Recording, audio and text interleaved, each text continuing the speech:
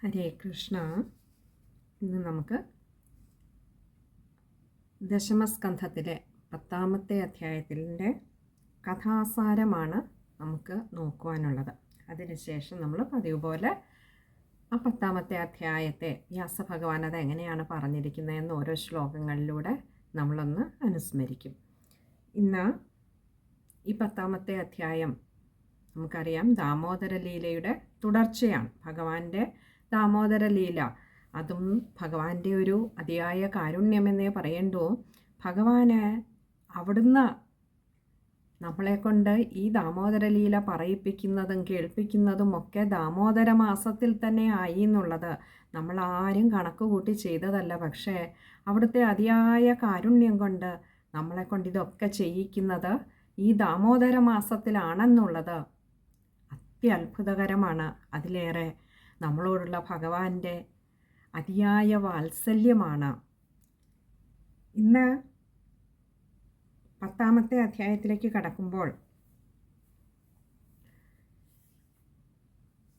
നമ്മൾ കഴിഞ്ഞ 9ാമത്തെ അധ്യായത്തിൻ്റെ അവസാനം വ്യാസഭഗവാൻ പറഞ്ഞു നിർത്തിയത് ശ്രീ നാരദ മഹർഷിയാൽ ശപിക്കപ്പെട്ട കുബേരപുത്രന്മാർ, മണിഗ്രീവൻ, നളകൂപരൻ എന്നു പേരുള്ള 2 കുബേരപുത്രന്മാരാണ് ഈ വൃക്ഷത്വം പ്രാപിച്ച് അവിടെ നിന്നിരുന്നത് എന്ന് പറയുകയുണ്ടായി. ഇനി ഇത് പറഞ്ഞപ്പോൾ പരീക്ഷിത്ത് മഹാരാജാവിന് സ്വാഭാവികമായും തോന്നി, എങ്ങനെയാണ് ഈ കുബേരപുത്രന്മാർക്ക് നാരദ മഹർഷിയിൽ നിന്നും ശാപം കിട്ടിയത്? ചോദിക്കാൻ മടിച്ചില്ല. അപ്പോൾ തന്നെ ശ്രീശുക മഹർഷിയോട് ചോദിച്ചു, എങ്ങനെയാണ് ഇവർക്ക്, പ്രത്യേകിച്ചും നാരദ മഹർഷിയെ ക്രോധാകുലനാക്കാൻ വേണ്ടി എന്ത് നീചകർമ്മമാണ് ഇവർ ചെയ്തത്? നമ്മൾ ശ്രീ നാരദ മഹർഷിയുടെ പല കഥകൾ കേട്ടിട്ടുണ്ടെങ്കിലും ഇങ്ങനെ നാരദ മഹർഷി കോപിക്കുന്ന കഥകൾ അധികം കേട്ടിട്ടില്ല തന്നെ. എന്നാൽ ദുർവാസാവ് മഹർഷിയെ എവിടെ എപ്പോൾ കഥ പറഞ്ഞാലും എവിടെയെങ്കിലുമൊക്കെ മഹർഷി കോപിക്കുന്നത് നമുക്ക് കാണാം. അപ്പോൾ പൊതുവെ ശാന്തസ്വഭാവിയായിട്ടുള്ള ശ്രീ നാരദ മഹർഷി കുബേരപുത്രന്മാരോട് കോപിക്കുവാൻ എന്തേ കാരണം എന്ന് ചോദിക്കുകയാണ് പരീക്ഷിത്ത് മഹാരാജാവ്. ആ സമയത്ത് ശ്രീശുക മഹർഷി പരീക്ഷിത്ത് മഹാരാജാവിന് ആ കഥ പറഞ്ഞു കൊടുക്കുകയാണ്. ശ്രീശുക മഹർഷി കഥ തുടരുന്നു. ഇവിടെ പറയുകയാണ്, കുബേരൻ്റെ പുത്രന്മാരായിരുന്നു ഈ നളകൂപരനും മണിഗ്രീവനും. ഇവരാകട്ടെ സാക്ഷാൽ പരമശിവൻ്റെ, ഭഗവാന്റെ ഭൃത്യന്മാർ കൂടിയായിരുന്നു. പക്ഷേ അതിയായ സമ്പത്തു മൂലം അവരിലുണ്ടാക്കിയ ഒരു മതം, അത് ചെറുതല്ല, വളരെ അഹങ്കാരികളാക്കി മാറ്റി അവരെ. അങ്ങനെ ആ കൈലാസ പർവ്വതത്തിനടുത്തുള്ള ഗംഗാതീരത്ത് വളരെ മനോഹരമായ ഒരു പൂങ്കാവിൽ അവരങ്ങനെ മദ്യപാനം ചെയ്ത് ധാരാളമായി മദ്യപിച്ച് മതമത്തരായിട്ട് അവർ കുറേ സ്ത്രീകളോടൊപ്പം പാട്ടുപാടി ആ പൂങ്കാവിൽ അങ്ങനെ വിഹരിക്കുകയാണ്. ഇവിടെ ഒരു ഉദാഹരണം പറയാറുണ്ട്. പിടിയാനകളുമായി ചേർന്ന് കൊമ്പനാനകൾ എപ്രകാരമാണോ ഒരു താമരപ്പൊയ്കയിൽ വിഹരിക്കുന്നത്, അതേപോലെയാണ് അത്രേ ഇവിടെ ഈ കുബേരപുത്രന്മാർ വിഹരിച്ചുകൊണ്ടിരുന്നത്. ആ സമയത്ത് അവിടെ യദൃച്ഛയാ വന്നു ചേരുകയാണ് നാരദ മഹർഷി. അങ്ങനെ ഈ കുബേരപുത്രന്മാരെ കണ്ടപ്പോൾ മഹർഷിക്ക് മനസ്സിലായി, അവരങ്ങനെ മദ്യപിച്ച് മതോന്മത്തരായി നിൽക്കുകയാണ് എന്ന് മനസ്സിലാക്കി. ഇവരാകട്ടെ ഈ മദ്യത്തിൻ്റെ ലഹരിയിൽ, നമുക്കറിയാം മദ്യം എന്ന് പറയുന്നത് തന്നെ സ്വബോധത്തെ കെടുത്തുന്നതാണ്. അപ്പോൾ അങ്ങനെ ആ സ്വബോധം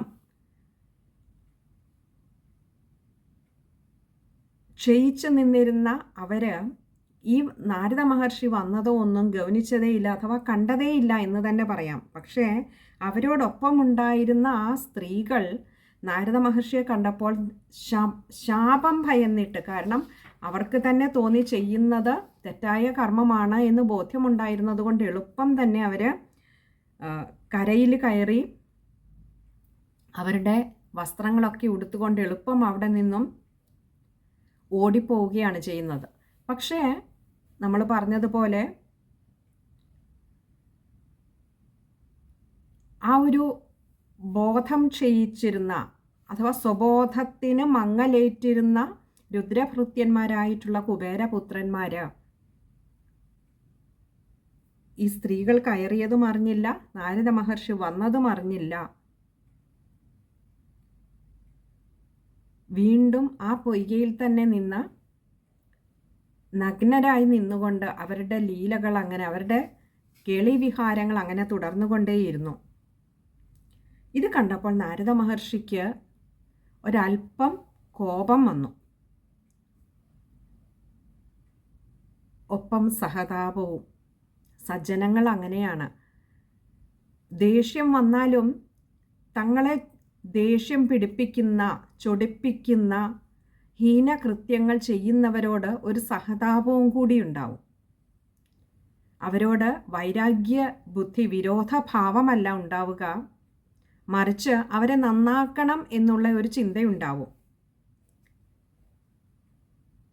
ഇവിടെ ഈ കുബേരപുത്രന്മാരെ എങ്ങനെയെങ്കിലും നന്നാക്കണമെങ്കിൽ ഇവർക്ക് നല്ലൊരു പ്രഹരം ഏറ്റേ മതിയാകൂ എന്ന് തോന്നിയുകൊണ്ട് നാരദ മഹർഷി അവരെ ശപിക്കുകയാണ് ചെയ്യുന്നത്.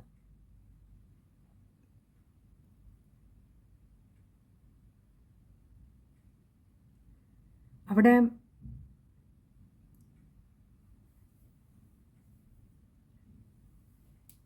മഹർഷി പറയുന്നുണ്ട്, ഇന്ദ്രിയത്തിന് അധീനരായി വർത്തിച്ചു കൊണ്ടിരുന്ന അവരാണപ്പോൾ. അവർക്ക് സൽബുദ്ധിയുടെ നിയന്ത്രണത്തിലായിരുന്നില്ല. അങ്ങനെയുള്ള അവർ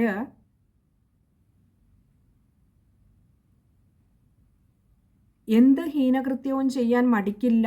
പശുക്കളെയോ മൃഗങ്ങളെയോ മനുഷ്യരെയോ ഒക്കെ കൊല്ലുവാനായാലും,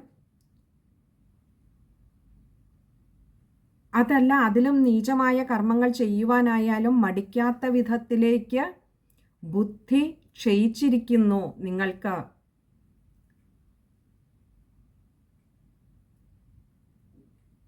സ്ത്രീ, മദ്യം, ചൂത് തുടങ്ങിയവയൊക്കെയും നമ്മുടെ നല്ല ബുദ്ധിയെ മങ്ങലേൽപ്പിക്കുന്നവയാണ്.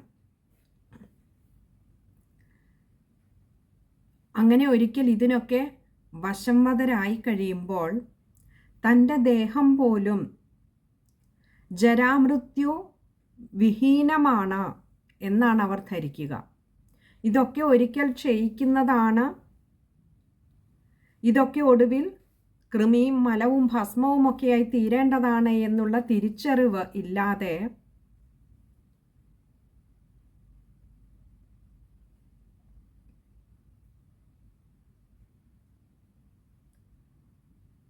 തനിക്ക് ജന്മം തന്നവരെ പോലും മറന്ന് ആ പരമശിവന്റെ ഭൃത്യന്മാരാണ് തങ്ങളെന്നുള്ള സത്യം പോലും മറന്നുകൊണ്ട് ആ ഒരു ആത്മീയമായ സംസ്കാരം, പൂജിക്കപ്പെടുന്നത് ഏതോ മൂർത്തി രൂപത്തെയാണെങ്കിലും ആ പൂജിക്കുന്നവനിൽ ഉണ്ടാകുന്ന ആത്മീയമായ ഒരു സംസ്കാരം, അതിനെ പോലും മങ്ങലേൽപ്പിച്ചു കളഞ്ഞു മദ്യം എന്ന മദ്യം, അതേപോലെ തന്നെ ധനത്തിൻ്റെ ആധിക്യം മൂലമുള്ള മതം. അങ്ങനെയുള്ള അവരെ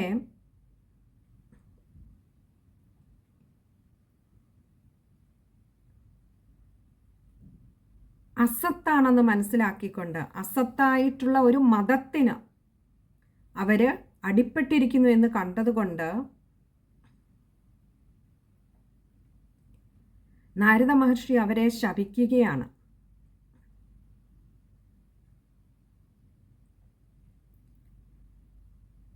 ഇവിടെ ആ ശാപം കൊടുക്കുമ്പോഴും, കാരണം വിഷയങ്ങൾക്ക്, ഇന്ദ്രിയങ്ങൾക്ക് അടിമപ്പെട്ട് ഇപ്പോൾ ഹീനമായ കർമ്മം ചെയ്തുകൊണ്ടിരുന്ന നിങ്ങൾ ഇതുപോലെയുള്ള വികാര വിഷയങ്ങൾക്കടിപ്പെട്ട് ഇനിയും ഇതുപോലെയുള്ള നീചകർമ്മങ്ങൾ ചെയ്യാതെ ഇരിക്കുന്നതിനായി നിങ്ങൾ വൃക്ഷങ്ങളായി മാറട്ടെ എന്ന് ശപിക്കുകയാണ്.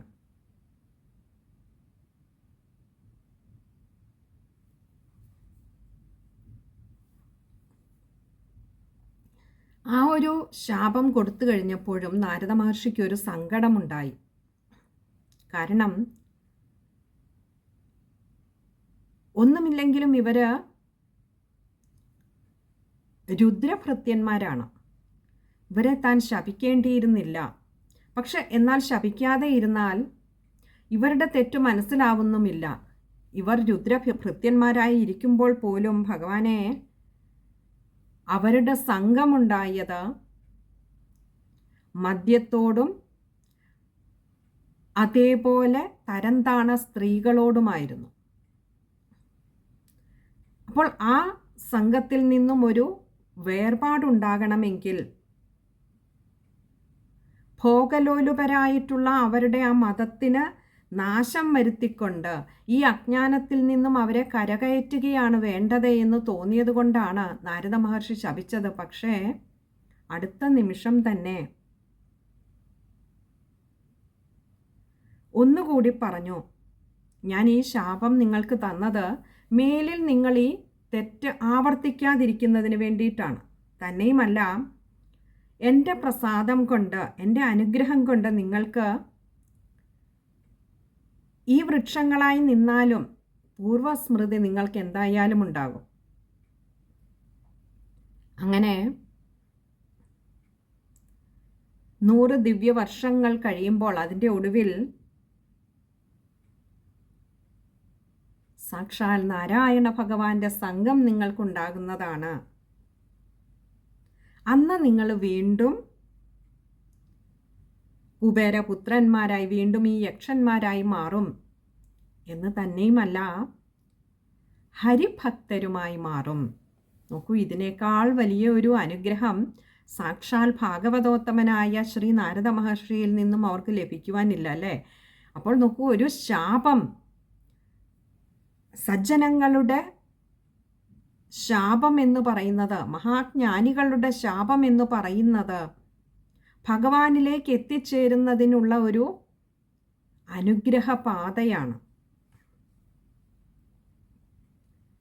ഇങ്ങനെ ഇത്രയും പറഞ്ഞിട്ട് ശ്രീ നാരദ മഹർഷി അവിടെ നിന്നും ബദരികാശ്രമത്തിലേക്ക് പോയി. ഈ കുബേരപുത്രന്മാരവിടെ 2 മരുത്തുവൃക്ഷങ്ങളായിട്ട് മാറുകയും ചെയ്തു. ഇതെല്ലാം കണ്ട ആ ശ്രീഹരി ഭഗവാന് തൻ്റെ ഭക്തോത്തമനായിട്ടുള്ള ശ്രീ നാരദ മഹർഷിയുടെ വാക്കുകൾ പരിപാലിക്കുക തന്നെ വേണമെന്ന് ഭഗവാന് തോന്നി. അവിടെ അതുകൊണ്ട് തന്നെ ആ പൊന്നുണ്ണിക്കണ്ണൻ ഇപ്പോൾ ദാ തൻ്റെ ഉമ്മറത്ത്, ആ ഗോകുലത്തിൽ വൃക്ഷങ്ങളായി ഇവർ നിൽക്കാൻ തുടങ്ങിയിട്ട് നാരദ മഹർഷി പറഞ്ഞ സമയം അവസാനിക്കാറായി. തൻ്റെ സംഘം ഉണ്ടാകേണ്ടിയിരിക്കുന്നു. അതുകൊണ്ട് തന്നെ ഭഗവാന് ആ ഉരലും വലിച്ചും കൊണ്ട് ആ 2 വൃക്ഷങ്ങൾ നിൽക്കുന്നതിനെ ലക്ഷ്യമാക്കി ഭഗവാൻ നീങ്ങിത്തുടങ്ങി. അവിടെ ഭഗവാന്റെ കണ്ണിൽ ഒരു വശത്ത് ഉത്തമഭക്തനായിട്ടുള്ള ശ്രീ നാരദ മഹർഷി, മറുവശത്ത് രുദ്രഭൃത്യന്മാരായിരുന്ന കുബേരപുത്രന്മാര്. തൻ്റെ ഭക്തന്റെ വാക്ക് പാലിക്കുന്നതിന് വേണ്ടി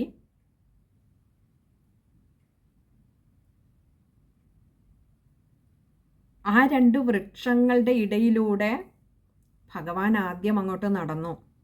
2 വൃക്ഷങ്ങളിലും ഭഗവാന്റെ അംഗസ്പർശം ഉണ്ടായിരിക്കുന്നു.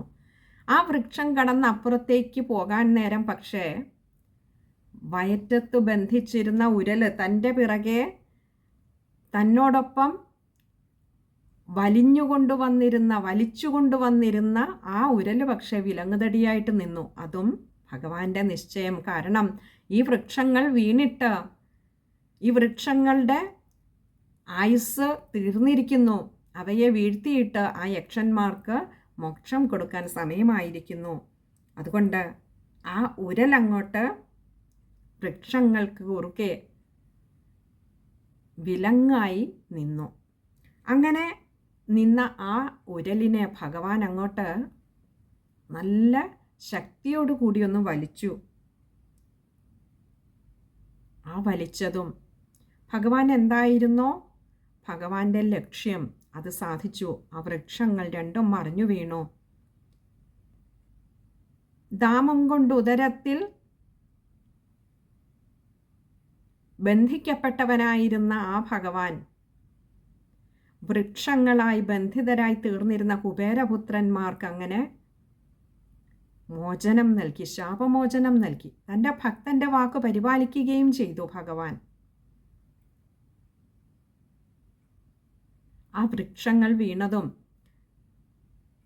ആ വൃക്ഷങ്ങളിൽ നിന്ന് അഗ്നി പോലെ എല്ലാ ദിക്കിനെയും പ്രകാശിപ്പിച്ചുകൊണ്ട് രണ്ട് സിദ്ധന്മാര് പ്രത്യക്ഷമായി.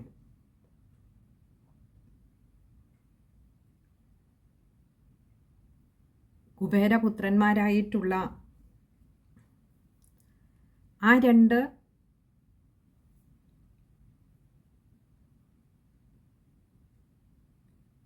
സിദ്ധന്മാര് അവർക്ക് മനസ്സിലായി തങ്ങൾക്കിപ്പോൾ മോക്ഷം കിട്ടിയിരിക്കുന്നത് ആ നാരദ മഹർഷിയുടെ അനുഗ്രഹം കൊണ്ട് നാരായണ സംഘം ഉണ്ടായിട്ട് തന്നെയാണ്. തന്നെയല്ല, അവർക്ക് കിട്ടിയ ഏറ്റവും വലിയ അനുഗ്രഹം ആ ഗോകുലത്തിൻ്റെ ഉമ്മറത്ത് ആ തിരുമുറ്റത്ത് നിന്നുകൊണ്ട് ഭഗവാന്റെ അതുവരെയുള്ള എല്ലാ ലീലകളും കാണുവാനുള്ള മഹാഭാഗ്യം കിട്ടിയിരിക്കുന്നു. ഉറപ്പിച്ചു ഇത് തങ്ങൾക്ക് കിട്ടിയ അനുഗ്രഹമാണെന്ന്. ആ രണ്ട് സിദ്ധന്മാർക്ക് രണ്ട് കൈകളും കൂപ്പി ഭഗവാനെ നന്നായി സ്തുതിക്കുന്നുണ്ട്. വളരെ സുന്ദരമായ മനോഹരമായ ഒരു സ്തുതിയാണത്.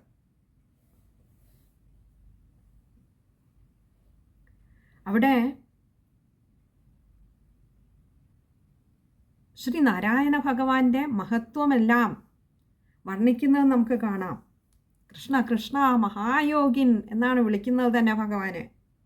അവിടെ ഭഗവാനോട് പറയുന്നുണ്ട്, സ്ഥൂലവും സൂക്ഷ്മവുമായിട്ടുള്ള ഈ ജഗത്തെല്ലാം തന്നെയും നിന്റെ രൂപമാണ് ഭഗവാനെ.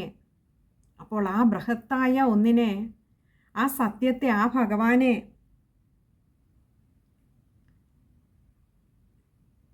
ജ്ഞാനികളൊക്കെ ഇതേപോലെ വർണ്ണിക്കുന്നത് സത്യമാണെന്ന് തിരിച്ചറിഞ്ഞിരിക്കുന്നു കുബേരപുത്രന്മാര്. അങ്ങാകട്ടെ ഭഗവാനെ ബുദ്ധി കൊണ്ടോ ഇന്ദ്രിയങ്ങൾ കൊണ്ടോ ഗ്രഹിക്കുവാൻ കഴിയാത്തവനാണ്. കാരണം അങ്ങ് നിർഗുണനാണ് ഭഗവാനെ. നമുക്ക് ബുദ്ധി കൊണ്ടോ ഇന്ദ്രിയങ്ങൾ കൊണ്ടോ ഗ്രഹിക്കാൻ കഴിയണമെങ്കിൽ അത് ഏതൊരു വസ്തുവായിക്കോട്ടെ, ഏതൊരു വിഷയമായിക്കോട്ടെ, അത് സഗുണമാകണം. ഏതെങ്കിലും തരത്തിലുള്ള ഒരു ഗുണം അതിനുണ്ടാവും. അത് സത്വ ഗുണമാകാം, രജോ ഗുണമാകാം, തമോ ഗുണമാവാം. ഒരു ഗുണവും ഇല്ലാത്തതായിട്ട് ഒന്ന് മാത്രമേ ഉള്ളൂ ഭഗവാൻ. ആ ഭഗവാനെ അതുകൊണ്ട് തന്നെ ബുദ്ധി ഇന്ദ്രിയങ്ങൾ കൊണ്ട് ഗ്രഹിക്കുക ബുദ്ധിമുട്ടുമാണ്. അപ്പോൾ ഇവിടെ ചോദിക്കുന്നുണ്ട്, അങ്ങനെയുള്ള ഭഗവാനെ അങ്ങേ ഞങ്ങൾ എങ്ങനെയാണ് ഞങ്ങൾക്ക് അറിയുവാൻ കഴിയുന്നത്?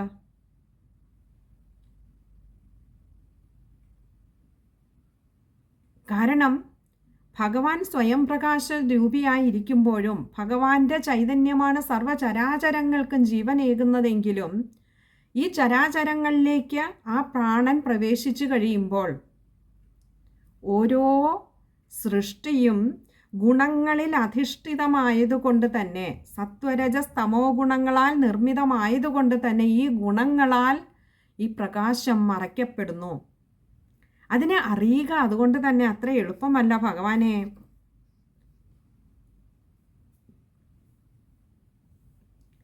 തുടങ്ങി അനേകം മഹത് വചനങ്ങൾ ചൊല്ലി അവിടെ ഭഗവാനെ സ്തുതിക്കുകയാണ്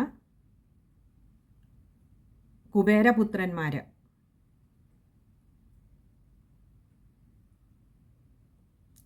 സർവ ഐശ്വര്യദായകനായിട്ടുള്ള ആ പൊന്നുണ്ണിക്കണ്ണനെ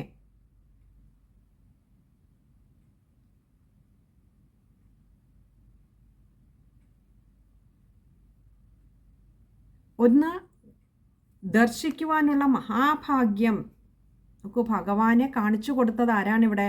ഭഗവത് ഭക്തനായിട്ടുള്ള നാരദ മഹർഷിയാണ്. ആ ഭഗവത് ഭക്തന്മാർക്ക് ഭഗവാനെ കാണിച്ചു കൊടുക്കുവാൻ, മറ്റുള്ളവർക്ക് അതിനുള്ള വഴി തെളിക്കുവാൻ കഴിയുകയുള്ളൂ. അങ്ങനെ കാണിച്ചു കൊടുത്ത ആ നാരദ മഹർഷിയെ പോലും അവിടെ ഒന്ന് സ്മരിക്കുന്നുണ്ട് കുബേരപുത്രന്മാർ. കാരണം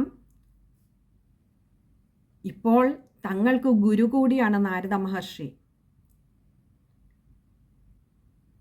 അങ്ങനെയുള്ള ആ നാരദ മഹർഷിയെ സ്മരിച്ചുകൊണ്ട് ഭഗവാന്റെ അനുഗ്രഹത്തിനായിക്കൊണ്ട് കൈകൂപ്പി സ്തുതിച്ചുകൊണ്ട്, എന്തേ അനുഗ്രഹം വേണ്ടത് എന്നാണെങ്കിൽ കുബേരപുത്രന്മാർക്ക് നമുക്കൊക്കെ തോന്നാം, സമ്പത്തിന് അധിപതിയായിട്ടുള്ള കുബേരൻ്റെ പുത്രന്മാർക്ക് ഇനി എന്ത് അനുഗ്രഹമാണ് വേണ്ടത് എന്ന്. ഇവിടെയാണ് കുബേരപുത്രന്മാർ ചോദിച്ച അനുഗ്രഹം. ഭഗവാനെ, ഞാൻ എൻ്റെ വാക്കാൽ ചെയ്യുന്നതെല്ലാം അത് നിന്റെ സ്തുതിയായി മാറണമേ. എൻ്റെ കാതുകളാൽ ഞാൻ ശ്രവിക്കുന്നതെല്ലാം നിന്റെ കഥാശ്രവണങ്ങളായി മാറണമേ. എൻ്റെ കൈയാൽ ഞാൻ ചെയ്യുന്ന കർമ്മങ്ങളെല്ലാം നിനക്കുള്ള അർച്ചനയായി മാറണമേ. മനസ്സുകൊണ്ട് സദാ നിന്റെ പാദങ്ങളെ സ്മരിക്കുവാൻ അനുഗ്രഹിക്കണമേ. ശിരസ്സിനാൽ സദാ നിന്നെ നമസ്കരിക്കുവാൻ ഭഗവാനെ അവിടുന്ന് കാരുണ്യം ചൊരിയണമേ. മിഴികളിലൂടെ ഞാൻ കാണുന്നതൊക്കെയും അവിടുത്തെ ദർശനമാകണമേ. അതിനവിടുന്ന് അനുഗ്രഹിക്കണമേ. നോക്കൂ, നമുക്ക് കാണിച്ചു തരികയാണ് എന്താണ് ഭഗവാനോട് അപേക്ഷിക്കേണ്ടത് എന്ന്. ഇങ്ങനെ സുന്ദരമായ ഒരു സ്തുതി നടത്തിയ ആ കുബേരപുത്രന്മാരോട് ഗോകുലേശനായിട്ടുള്ള ആ ദാമോദര ഭഗവാൻ പുഞ്ചിരിച്ചുകൊണ്ട് പറഞ്ഞത് അതിലും സുന്ദരമായ ഒരു കാര്യമായിരുന്നു. എന്താ പറഞ്ഞത്? നിങ്ങൾ മദ്യത്താൽ മതോന്മത്തരായി വഴിപിഴച്ച് നടന്ന് ജീവിച്ച നിങ്ങളെ വീണ്ടും ഒരു വീഴ്ച നിങ്ങളുടെ ജീവിതത്തിൽ ഇനിയും ഉണ്ടാകാത്ത വിധത്തിൽ സാക്ഷാൽ നാരദ മഹർഷി തന്നെ നിങ്ങളെ അനുഗ്രഹിച്ചിരിക്കുന്നുവല്ലോ. അങ്ങനെയുള്ള സ്വധർമ്മനിഷ്ഠരും ആത്മജ്ഞരുമായിട്ടുള്ള എൻ്റെ ഭക്തരുടെ ദർശനം തന്നെയാണ് മറ്റെല്ലാ വിഷയബന്ധങ്ങളെയും സംസാര ബന്ധനങ്ങളെയും ഇല്ലാതെയാക്കുന്നത്.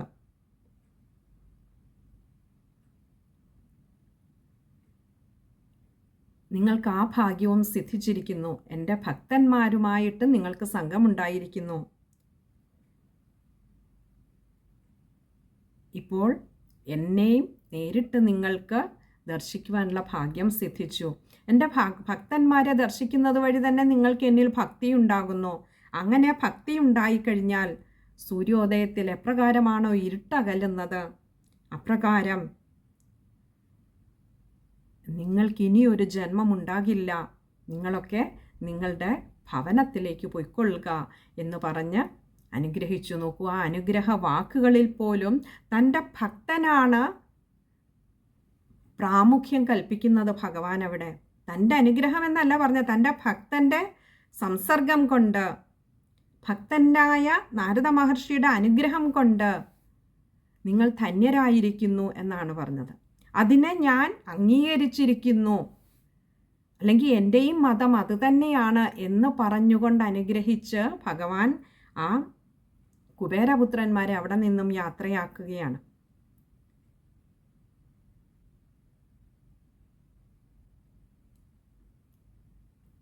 ആ ഉരലിൽ ബന്ധിതനായിട്ട് കിടന്നിരുന്ന ആ ദാമോദര ഭഗവാനെ കുബേരപുത്രന്മാർ പലയാവർത്തി പ്രദക്ഷിണം ചെയ്ത് നമസ്കരിച്ചിട്ട് അവരൊക്കെ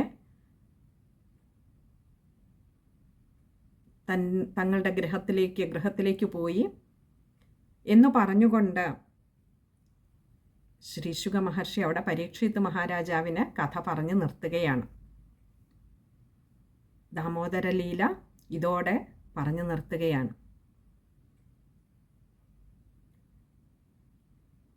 ഭഗവാന്റെ കൃപ കൊണ്ട് ഭഗവാൻ ഈ ലീലയാടിയ മാസം തന്നെ നമ്മളെ ഇതൊന്ന് സ്മരിക്കുവാൻ ഭഗവാൻ ഈ പാതയിൽ കൊണ്ട് എത്തിച്ചു എന്നുള്ളത് ഭഗവാന്റെ അതിയായ കാരുണ്യം തന്നെയാണ്.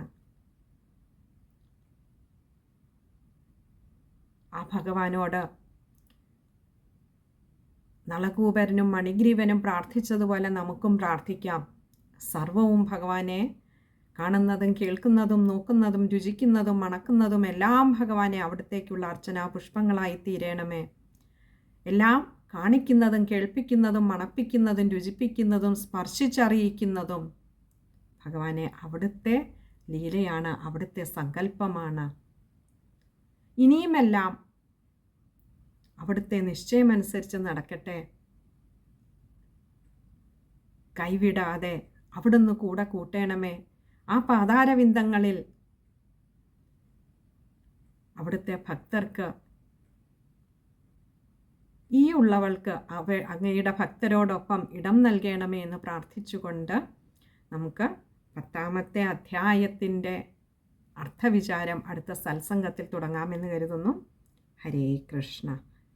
എല്ലാ സജ്ജനങ്ങൾക്കും ദാമോദര ഭഗവാന്റെ അനുഗ്രഹം ഉണ്ടാകട്ടെ എന്ന് പ്രാർത്ഥിക്കുന്നു. സർവത്ര ഗോവിന്ദനാമ സങ്കീർത്തനം. ഗോവിന്ദ ഹരി ഗോവിന്ദ.